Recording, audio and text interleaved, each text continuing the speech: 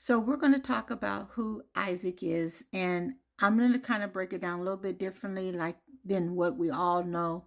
But I want to get a better understanding of who Isaac is through the center of Yahuwah's covenant's plan. And Isaac was not just Abraham's son, but he was the child of promise, the carrier of the everlasting covenant, and the father of Jacob, whose descendants became the 12 tribes of Israel. So I'm going to break it down in scripture and historical context, as well as the prophetic truth. So, we can kind of know exactly what's going on. And I'm going to always reference scriptures because I want you to do your own research. So in Genesis 17:19, and Elohim said, Sarah thy wife shall bear thee a son indeed, and thou shalt call his name Isaac, and I will establish my covenant with him for an everlasting covenant, and with the seed after him. Yitzhak, which is in Hebrew, Yitzhaq, means laughter, because Sarah laughed when told she bare a son in her old age in Genesis 18:12. The lineage, son of Abraham and Sarah, Genesis 21, 1 through 3, half brother to Ishmael, same father, different mother, and father of Jacob, Israel, and Esau. What was Isaac's promise? Yahuwah made clear that Isaac, not Ishmael, would inherit the covenant promises first made to Abraham.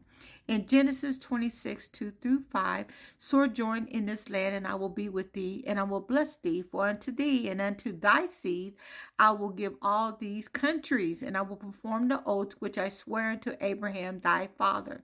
And I will make thy seed to multiply as the stars of heaven, and in thy seed shall all thy nations of the earth be blessed. So what was Isaac's land? The land of Canaan. And I think that's where we're all going to be gathered at. And that's the same land promised to Abraham. Modern day Israel, Palestine, parts of Jordan, Lebanon, Syria, and even parts of northern Egypt. In Genesis 15:18 described the land as from the river Egypt to the great river Euphrates. Isaac lived in Beersheba, Genesis 26:23, Gerar, Philistine territory, modern day Gaza era, Hebron, southern Israel today. Isaac was not allowed to leave the land of promise. Yahuwah told him, do not go down to Egypt in Genesis 26:2. This confirmed that his inheritance was spiritual and physical, rooted in the promised land. So the key elements of Isaac's promise was the covenant, everlasting covenant. Yahuwah passed the covenant from Abraham to Isaac in Genesis 17:19. The land inheritance, all of Canaan and beyond, Genesis 26:3.